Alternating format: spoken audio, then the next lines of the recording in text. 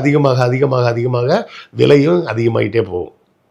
நமக்கே தெரியும், அது ஒரு பேசிக் விஷயம். Demand versus price. Demand versus சப்ளைன்னு சொல்லுவாங்க. சப்ளை வந்து தங்கத்தோட சப்ளை லிமிட்டட். காய்கறி மாதிரி நிறைய வருஷம் வருஷம் விளைய வச்சுலாம் கொண்டு வர முடியாது. அப்போ தங்கம் வந்து லிமிட்டடாக தான் இருக்குது. சப்ளை வந்து ஒரு குறிப்பிட்ட அளவு தான் சப்ளை இருக்குது, அதுக்கு மேலே கிடையாது. ஏன்னா அந்த தங்கத்தை எடுக்கிற ப்ராசஸே பெரிய ப்ராசஸ். அதுக்கு மைனிங் பண்ணணும், இடத்த கண்டுபிடிக்கணும், அவ்வளோ வேலைகள் இருக்குது. அப்போ தங்கத்தோட சப்ளை வந்து லிமிட்டட் ஆகிடுது, டிமாண்டு அதிகமாகிட்டே போகுது. சைனா தங்கம் வாங்கணும்னு முடிவு பண்ணுது, வாங்கி குவிச்சிக்கிட்டே இருக்கிறாங்க.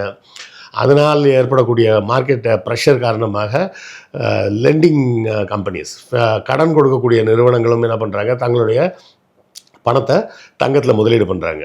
அப்போ கடன் கிடைக்கலன்றதுனால ட்ரேடிங் பண்ணுறதுக்காக இருந்த நிறுவனங்களும் என்ன பண்ணுறாங்க, தங்களோட ஷேரை விற்றுட்டு தங்கத்தில் கொண்டு போய் சேஃபாக வச்சுருவோம் அப்படின்னு பார்க்குறாங்க. அப்போ இப்படி எல்லாருமே தங்கத்தை நோக்கி நகர